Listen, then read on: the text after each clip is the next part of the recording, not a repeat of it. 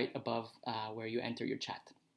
So I'm excited to introduce the panelists today. Today's event is about our obsession with stuff, about our compulsion to buy more than what we need, and the devastating effect that our mindless consumerism has on our planet. But today's chat is also about what consumerism does to us, to our sense of self, and who we would become if we got off this destructive consumption train. So to talk about this today, we have Tzeporah Berman and JB MacKinnon. So can you please join me on stage, both of you? Wonderful. Nice to see you. JB MacKinnon. Great to see you. Yeah. JB MacKinnon is an award-winning journalist and best-selling author. His 2005 book, Dead Man in Paradise, won the Charles Taylor Prize for literary nonfiction. He's also the co-author of The 100-Mile Diet, a book that popularized the local foods movement. JB is also an adjunct professor at the UBC School of Journalism, Writing, and Media. So we're going to share his Twitter account there so you can follow JB. To guide the conversation today, I'm excited to introduce Tzeporah Berman.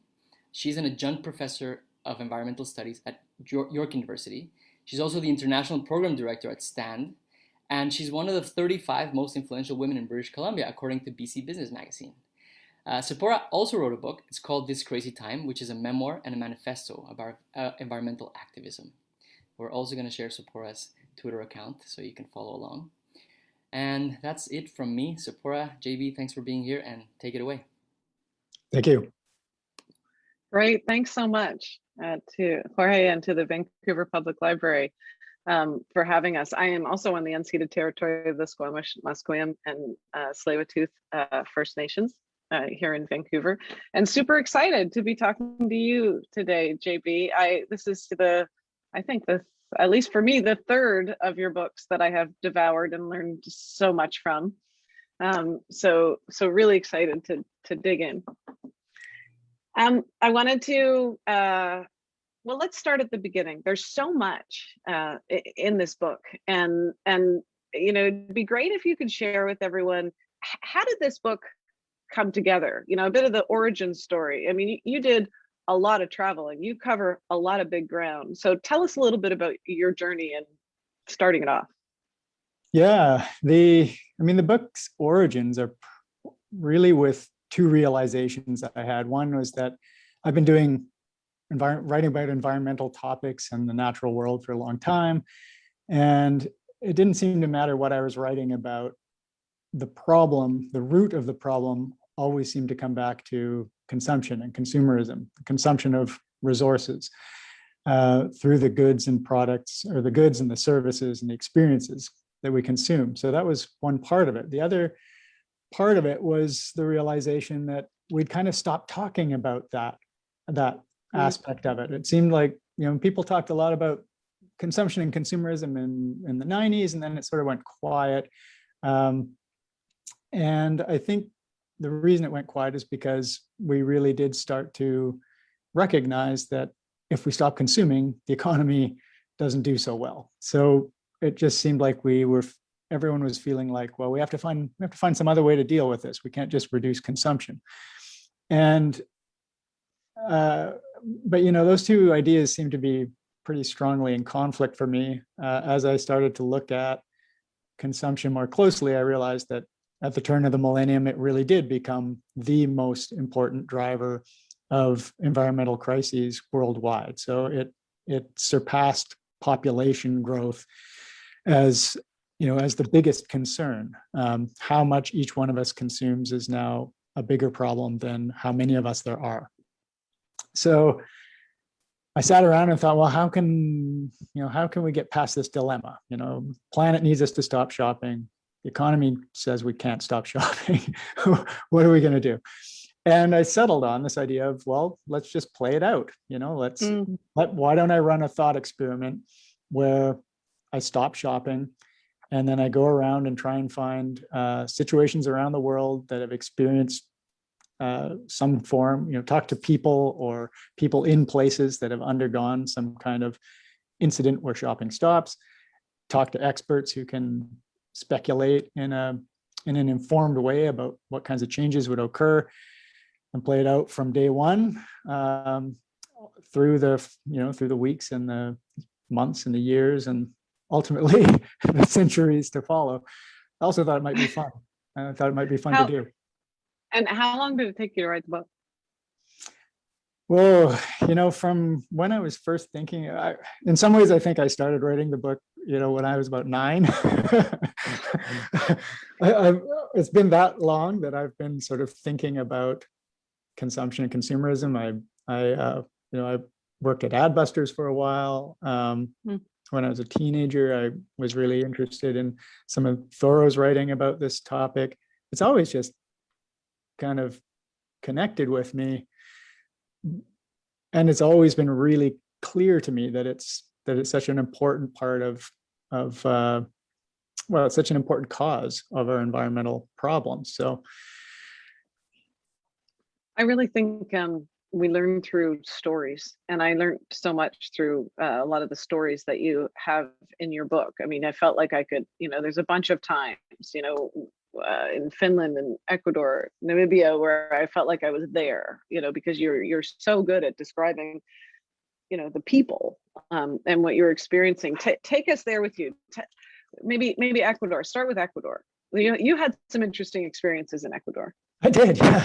I mean, Ecuador is a really interesting place because we always talk about, you often see the statistic that says that if every person on Earth consumed at the rate of the average American, then we'd need 5 planets. And I remember thinking, well, what if you apply that same thinking to other countries? Is there a country where we could all live like the average person in country X and only need 1 planet? And it turns out there are a handful of those, and one of them, at the time that I was doing the research anyway, was Ecuador. So I thought I'd go to Ecuador and see what 1 planet living looks like on planet Earth right now. And I mean, in some ways, it was like what I found there was in some ways like being beamed back to the early 70s or the 60s. It wasn't, by any means an unlivable set of circumstances, but it was a considerably simpler consumer lifestyle than we know today. But yeah, one of the things that happened while I was down there was, there are these things that didn't make it into the book, and one of them is being robbed on a night bus in Ecuador. Oh, no. And losing, about 85% of the belongings I had with me for the trip to Ecuador. And then the irony. The irony. Talk about stuff, and you have no stuff. Yeah. So I did try to think of it as like, well, here we are, redistributing consumer wealth in Ecuador. And I actually managed to cheer myself up quite a bit by thinking about like, who has that stuff now? And, who's wearing that jacket of mine that I quite like?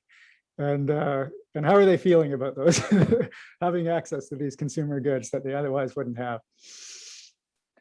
So, it's of course a bit of a cliche, and also coming from a global north, wealthy country, privileged position, it also seems like a real thing of privilege to say something like, but people who have less stuff are happier.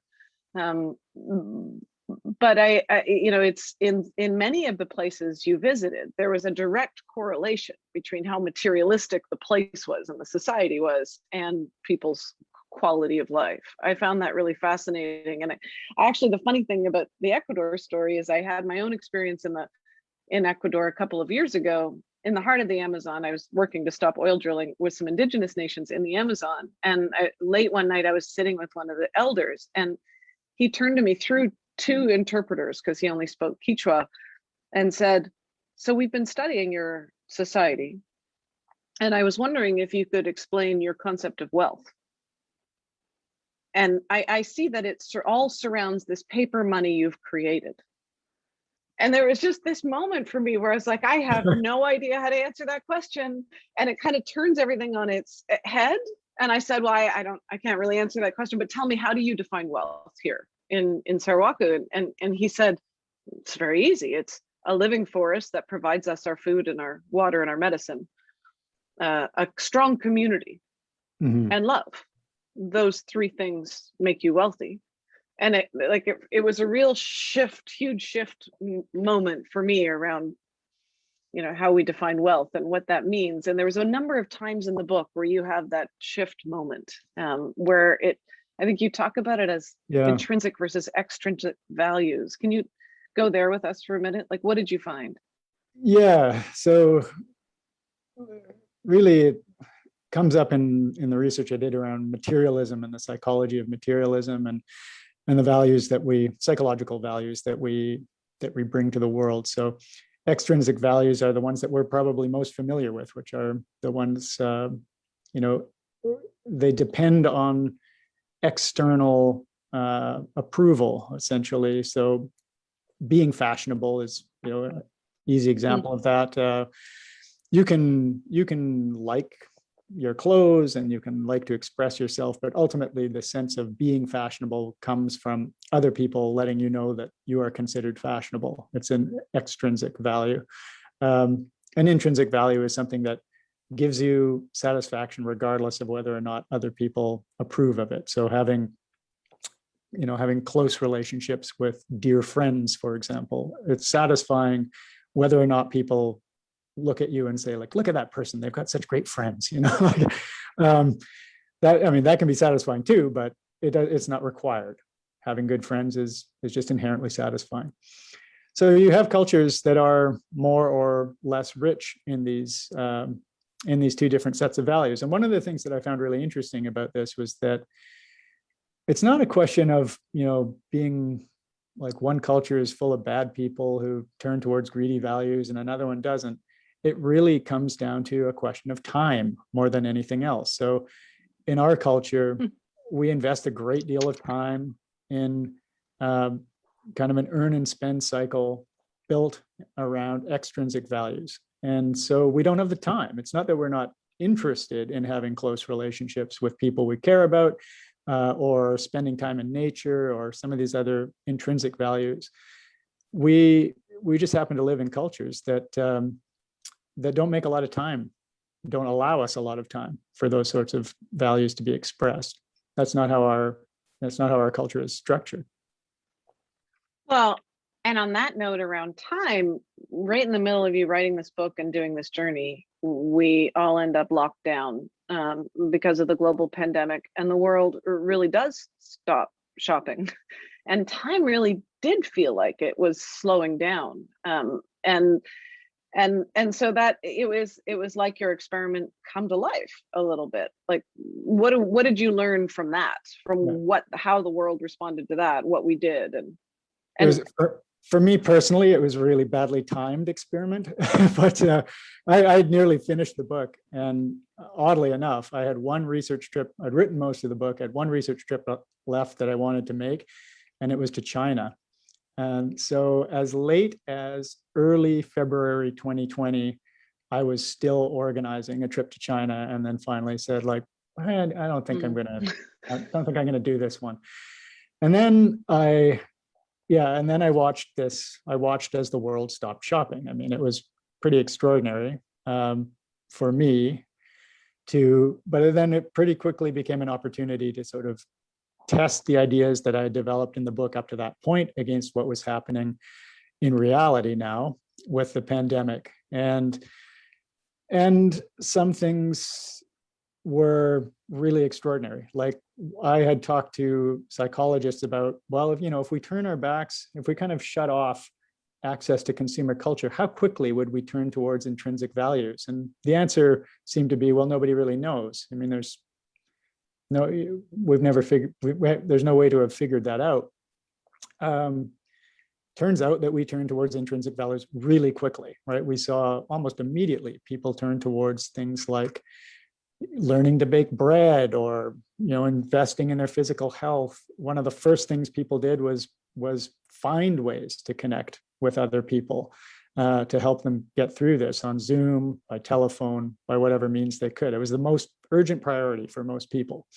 The number of people that I've talked to have said that the depth of their relationships has changed so much during the pandemic, because I don't know why I wasn't doing weekly Zoom calls with my family who live in different places, but now I am.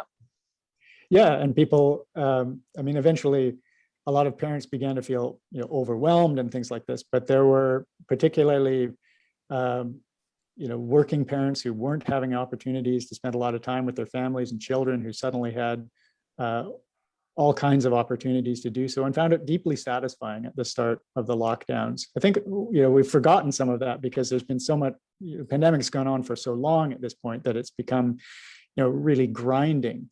But in those initial, months, people really did make a hard turn towards intrinsic values, and I'm sure that that's part of what's gotten us through it.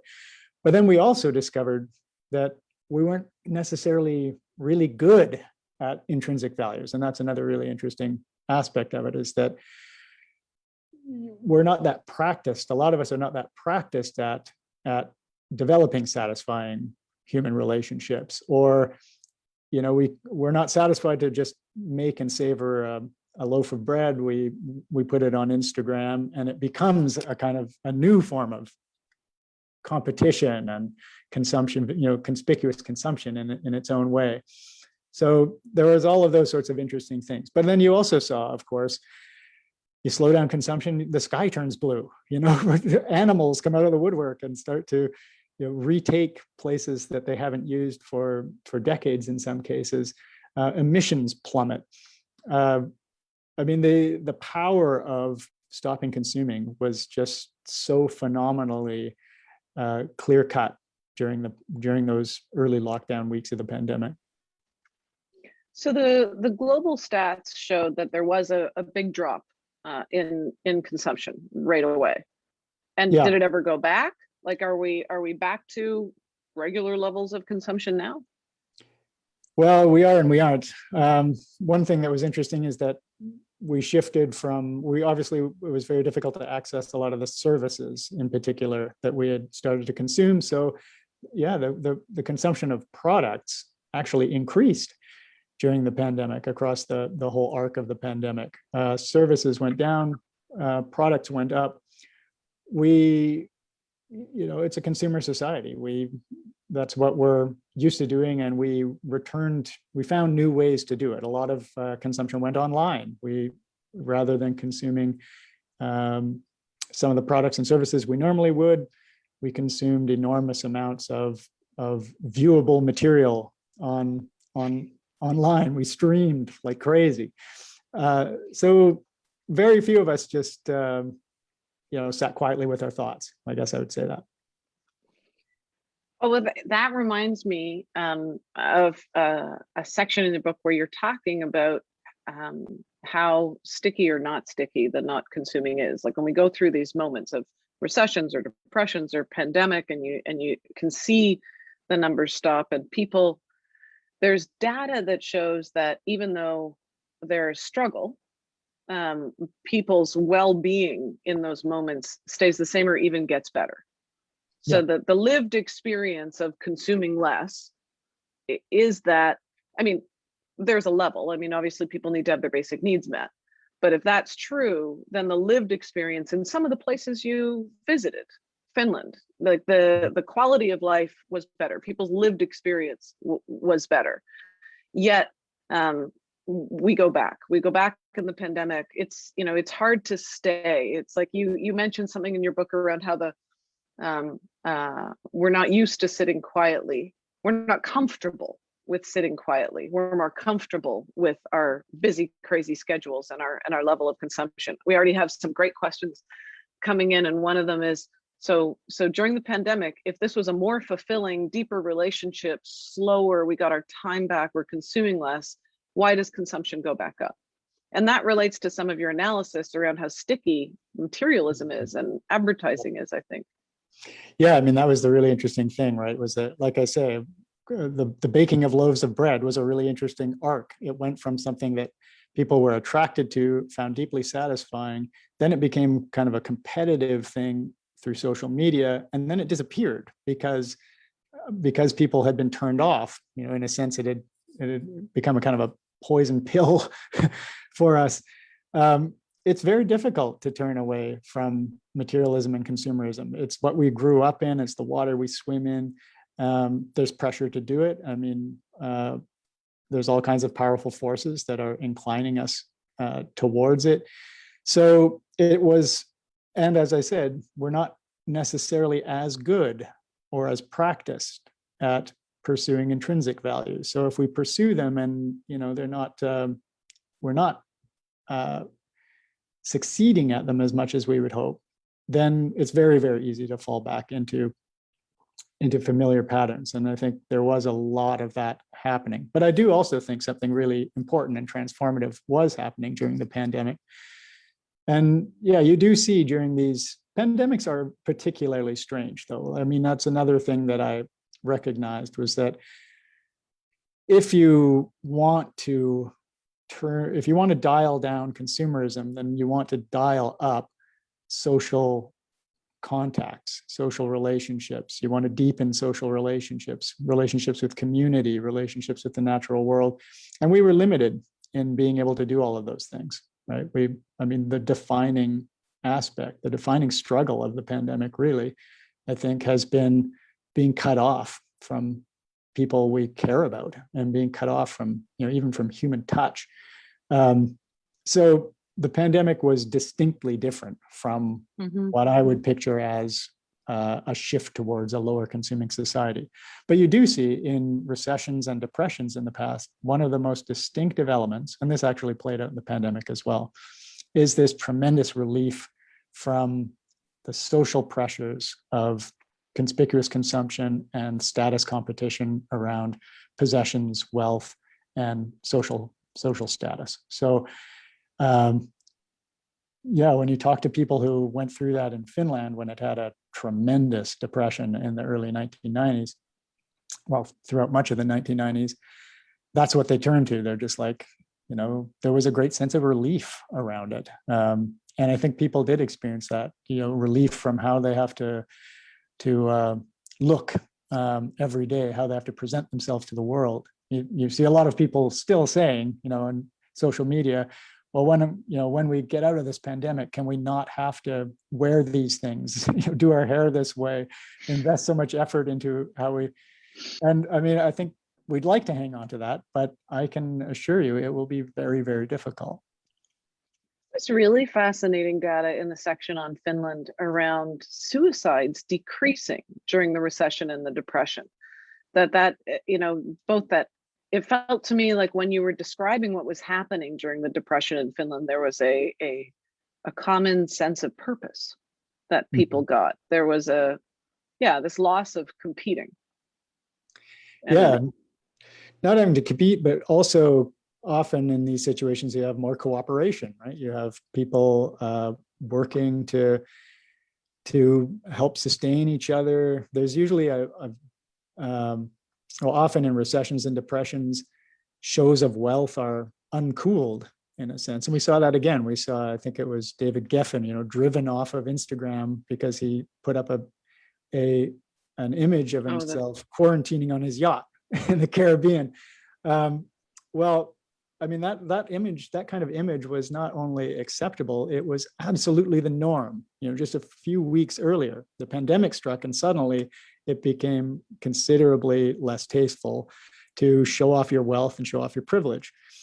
It's a really interesting transformation, and it usually happens in depressions and recessions as well. So you see this dialing down of conspicuous consumption, and with that, a sense of liberty from the need to constantly feel like you have to position yourself in terms of your wealth and your possessions and status in society. And inequality is one of the great drivers of consumption. I mean, and I don't think it's because I think keeping up with the Joneses is the shorthand we use to describe that, but it's a lot more complex than that. It has less to do with our sort of greed or envy to keep up with others than it does with, we really want to feel like we are economic citizens.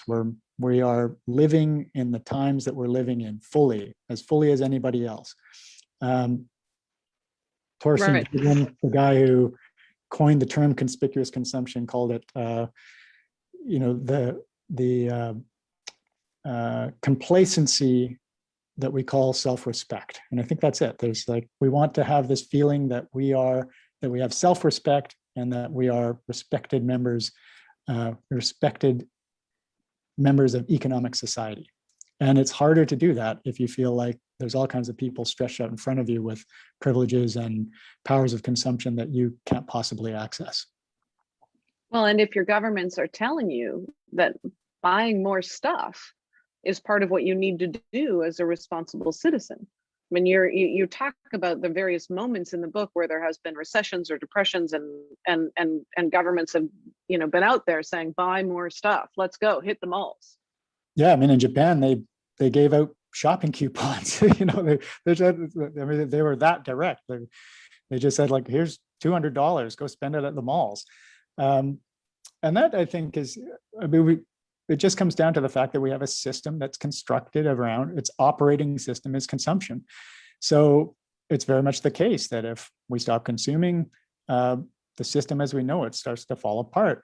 And, you know, what's a politician to do but drive us back towards consumption in order to, you know, keep society afloat.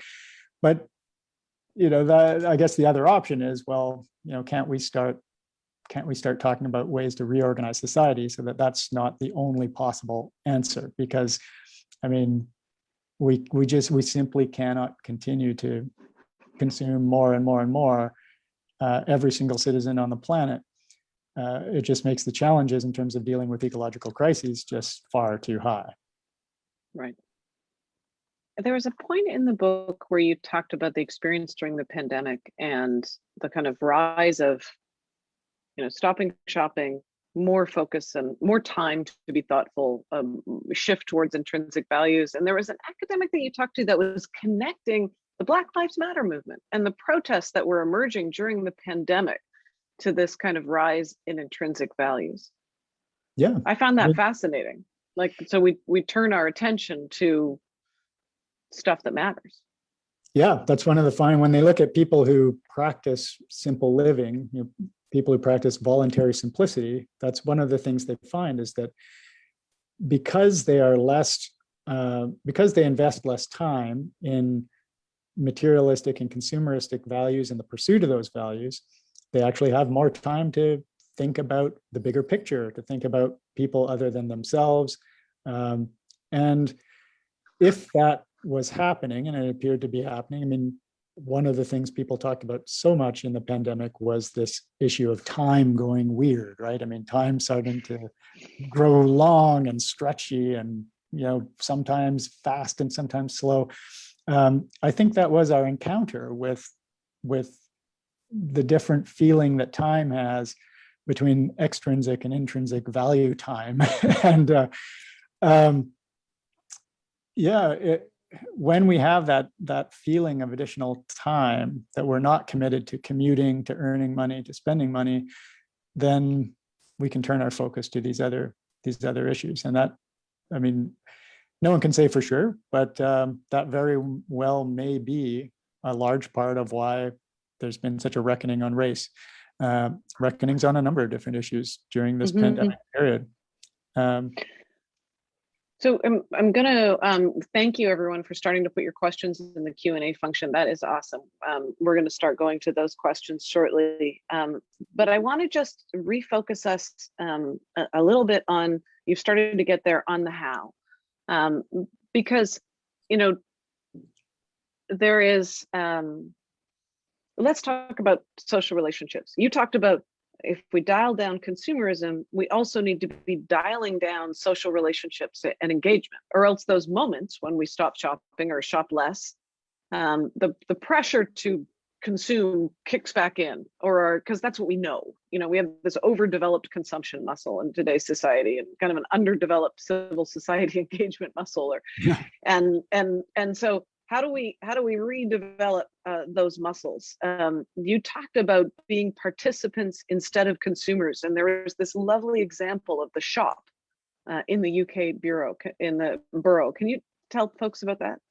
Yeah, so there's this project, there's an organization called Participatory City, and they have an experiment called Everyone Every Day in a borough called Barking and Dagenham outside of London. And what they're doing there is it's the largest experiment in the world right now in trying to give people participatory things to do every day in their lives and something to do other than consumption. They're not specifically trying to dial down consumption there. They're trying to dial up participation. So it's a lot of familiar type things like, workshops on how to fix your bike, or learn how to make some cocktails, or give people access to tools for creative expression.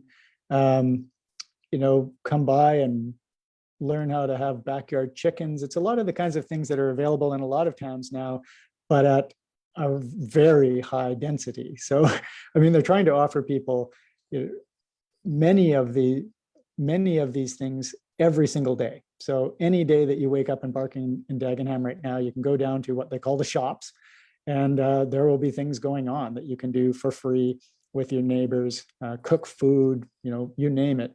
And it's also become this sort of self-organizing things where the people who participate start to generate ideas for other forms of participation. And it builds the possibility of a completely different social role, where you're not waking up saying, well, I'm going to go earn some money. Where will I spend that money?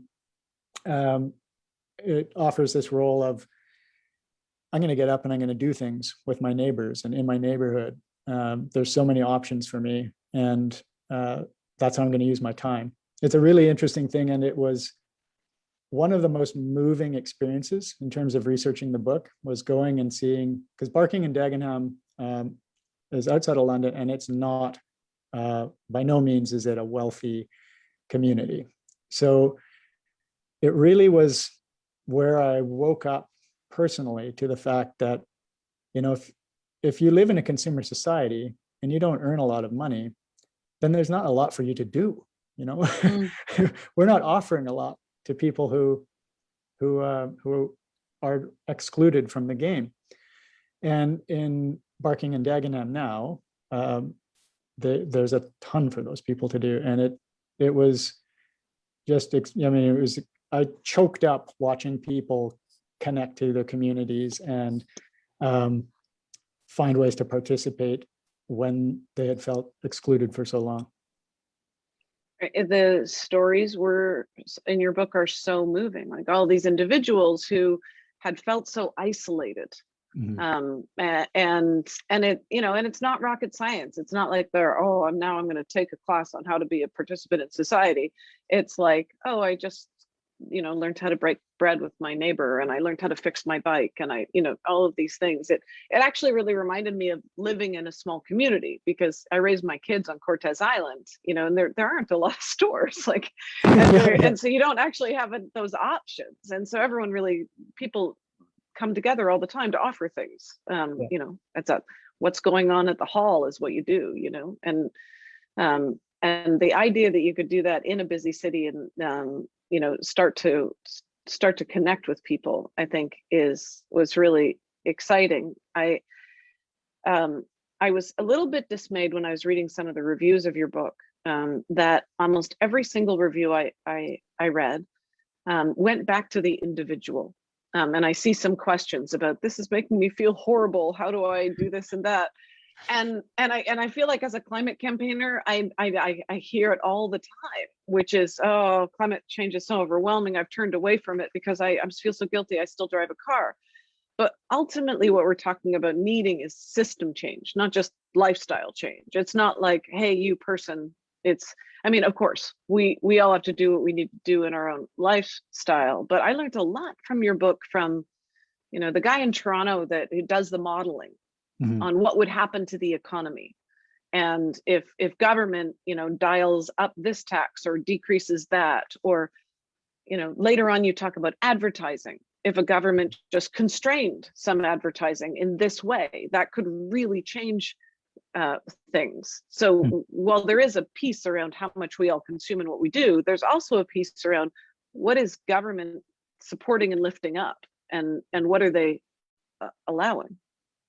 Yeah, if you think, for example, of the fact I said earlier, where inequality is pretty clearly a big driver of consumption and consumerism. Well, we can address inequality, right? Finland.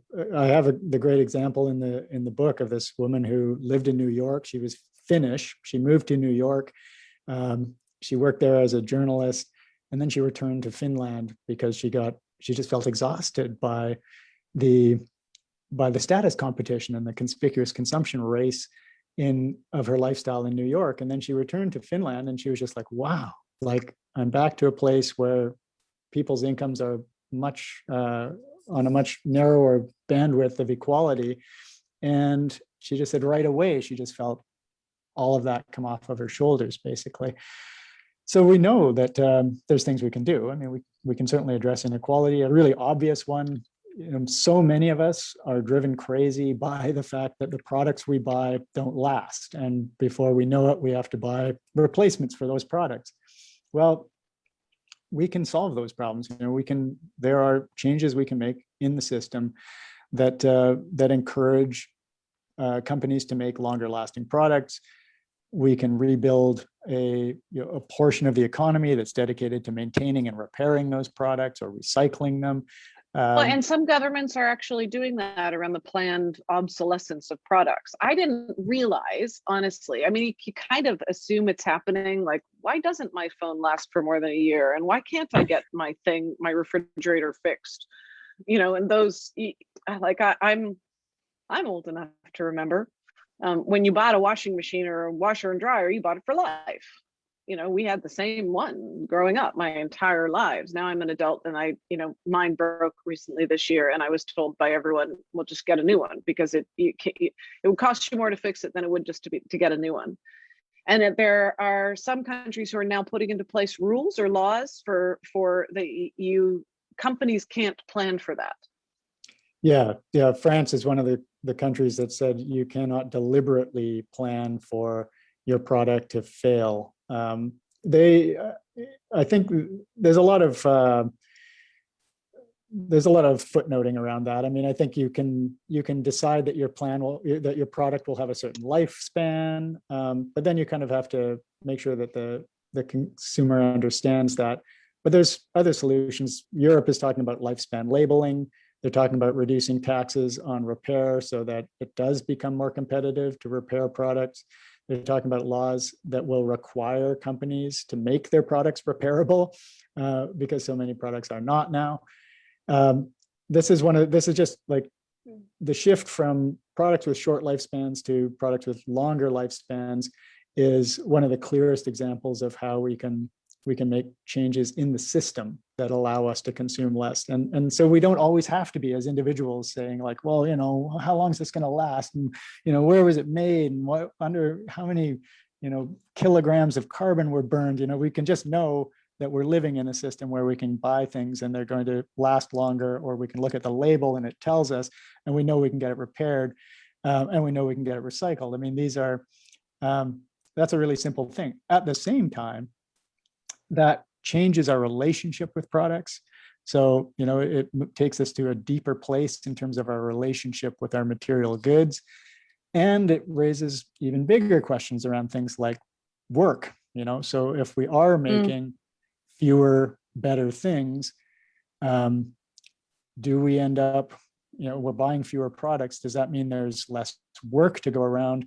Does that mean we need a 4-day work week? Does that mean we need better structures for redistributing the wealth that is generated in the economy? So these little changes, they create kind of a chain reaction that throughout the system and kind of point to all of these changes that can be made that would allow us to live in a lower consuming society. So people, it looks like in the questions are hungry for tangible examples, especially around planned obsolescence. One of the worst offenders is cell phones. What do we do? I remember you had a great section on this company that is takes your cell phone and just updates the data or the computer system, but puts it back together and hands it back to you. That was really fascinating. Unfortunately, we can't access these phones in Canada, but in Europe, you can buy the Fairphone. I think, if you're a good product hacker, you can probably make a Fairphone work for you. I'm not that person, but in Europe, you can just buy them, and they're modular. So the camera breaks in your phone, or you want to update your camera, you just pop it open, pop out the camera, pop another one in. You can do it yourself. They showed me how to. They replaced the screen on a Fairphone in front of my eyes in literally 30 seconds. So that's one option for cell phones. But it even goes down to. Go ahead. I was just going to say, so individuals can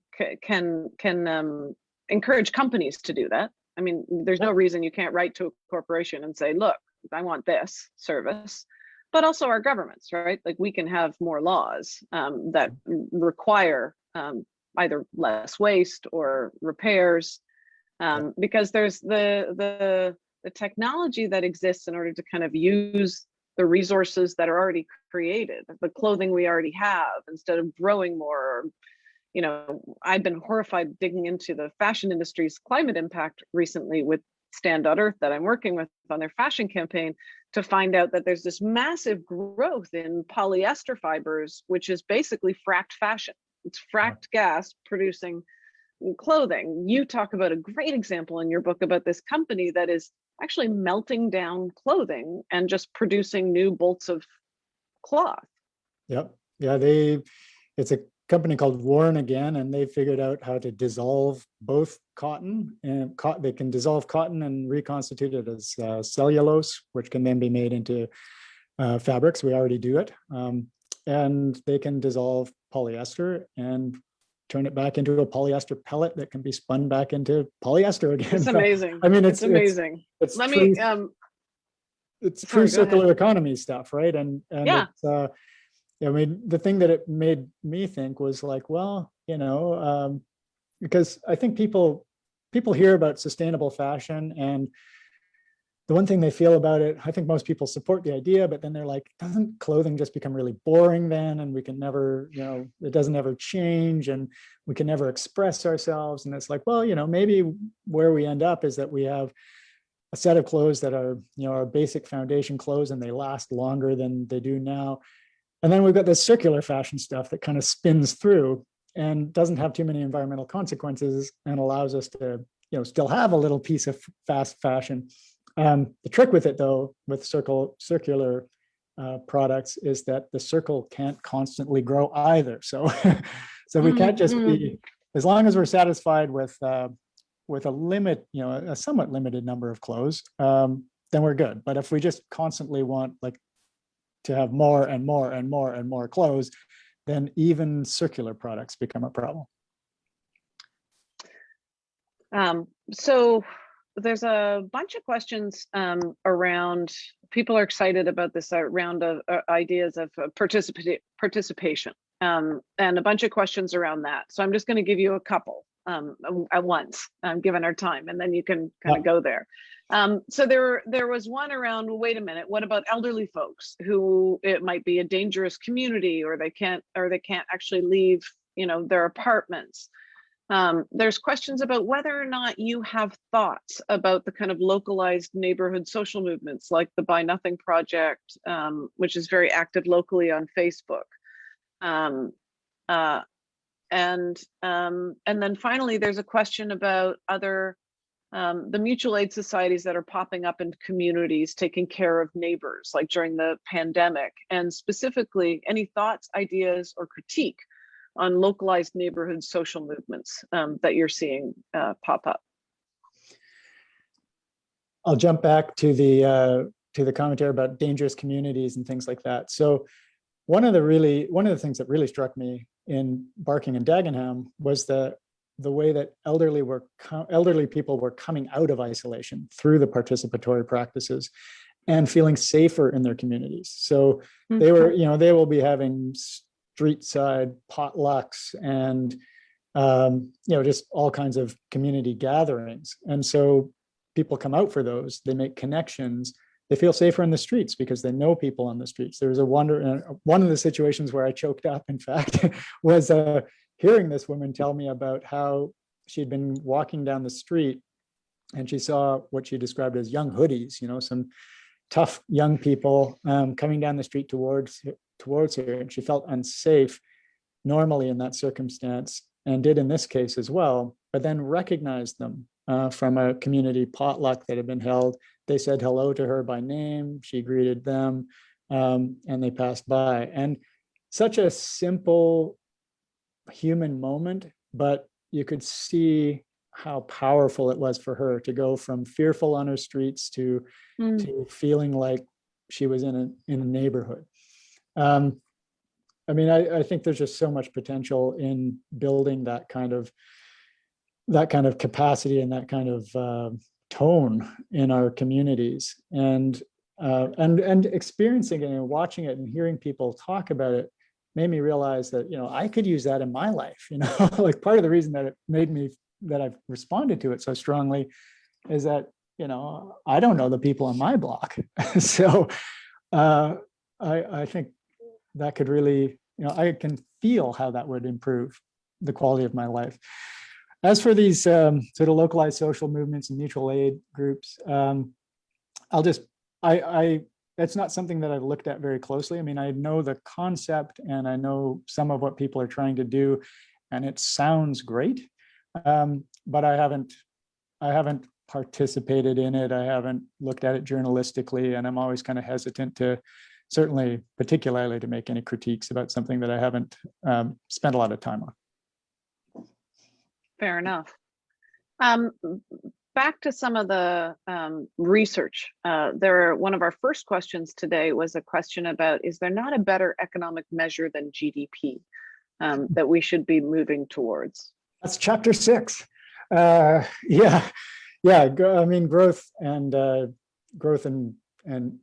and particularly GDP growth are, a really critical element of this. And moving towards measures other than growth in GDP is really important. I mean, I think GDP is probably still a useful measurement in a basket of measures that we might apply, but we certainly need to start talking about, well, what do we want our economy to do? What do we want growth in? Do we want growth in community level well-being? And if so, how do we work to make an economy that helps us provide that? There are, there's the genuine progress indicator is one measure that a lot of places are starting to use. But it seems as though mainly the shift is towards a set of measures rather than solely, is the GDP going up or down as a measure of the success of an economy. And I mean, I really feel like, I almost hesitate to raise the name here, but Donald Trump and his administration was kind of the clearest example we've had yet of what a total focus on economic growth can result in. So, I mean, just this willingness to just utterly scrap environmental protections and dispense with climate action, and so much, particularly on the environmental front, of the decisions that were made by that administration were just entirely focused on trying to jack up GDP growth so that the economy looked great at the end of the election cycle. And I mean, it was a caricature of it, but all governments are participating in that right now. Now, I can't remember in reading your book whether you explored the happiness index. There's someone in the chat who's saying, what about the happiness index? Yeah, I mean, these are all great alternatives. I don't know that there's any one particular one. In fact, I lean towards the idea that we just need to look at sets of indices, because community, society is complicated. We want to be looking at a whole bunch of different measures to determine whether or not our economy and our society are delivering what we want it to. And we need to feel a lot more free to discuss what we want the outcomes of our economy to be.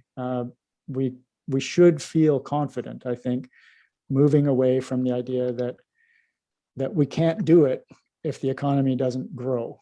I think we can, there are more and more critics of the concept of GDP growth, and more indications that we don't have to rely on growth in order to have an economy and have a society. Mm-hmm. You have a lot of examples in your book around areas that have gone through slower growth. or companies that have made a decision to have slow growth and the impact that that's had on their sustainability, their culture. I think the companies are especially interesting because what I looked at were these very long-lived family-owned companies, some of which are quite large, and mainly in Japan. And I talked to a young guy who's going to be the heir of his family's, I believe it's 600-year-old candy sort of confectionery company. And at one point I said, well, how important is it to you? How important is it to you that your company grow? And he was just sort of like, like not even in the top 5 priorities for the company, and never has been. I mean, they just don't, profit matters to them. They want to be able to make money so they can keep investing in their business, so they can pay their workers, some of whom are 2nd, 3rd, 4th generation, so they can pay themselves and make a living, but they don't care about growth. And in fact, turns out that there was a tradition among the Japanese confectionery companies that it's not considered good style to try to take another company's market share. And it's like if your company's doing fine and somebody else's company's doing fine, I mean, don't try to chip away at their market unless they disappear entirely.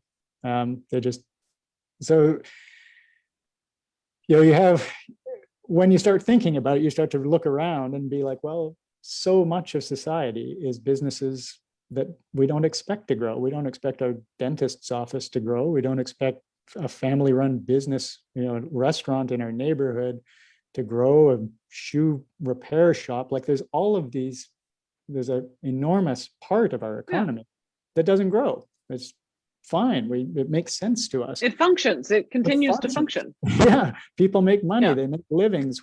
Life goes on. It's enormous companies that are intent on growth in large part in order to deliver benefits to shareholders that drive the growth mythology. But interestingly enough, you talked to a couple of really big companies who are starting to talk about degrowth or deconsumerism. The Levi's and Patagonia and others. That for me, I felt like that was a real sign of hope and fascinating. Yeah, Levi's I found really interesting. Even just the fact that they opened their door to me. This is another kind of behind the scenes aspect of this book, is that I knocked on a lot of corporate doors, wanting to talk to people about this subject.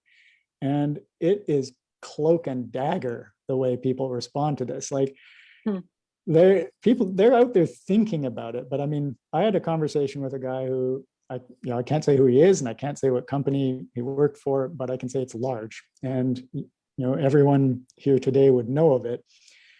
But the conversation had to be effectively at the level that it never occurred, because this subject is so sensitive for large corporations. The idea that maybe one day we'll buy less rather than more.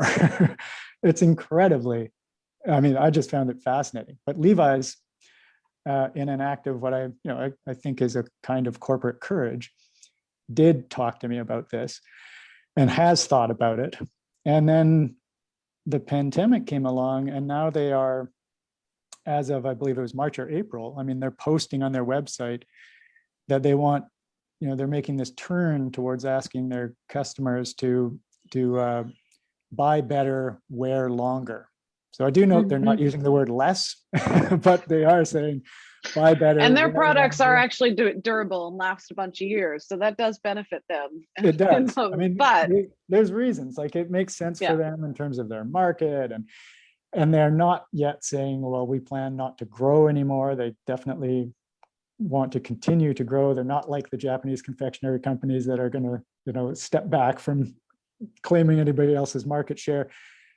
It's complicated, but it's really, I think, hopeful to see a company that's a global brand that we all recognize start to even just put that idea out there that, they acknowledge in an interview I did with the woman who's now the brand president at Levi's, she says, we looked at all the efforts we were making to green our products and make them, make the production of our products have less impact on the environment.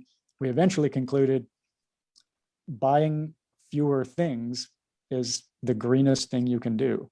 And they started to move in that direction. Well, I can't believe we're already on the hour. I feel like I could talk to you about this for so long. For folks who haven't yet read JB's book, this was just a little taste of the incredible stories and the incredible journey that he has gone on. And really, your brilliant writing to take us along with you on these really complex journeys.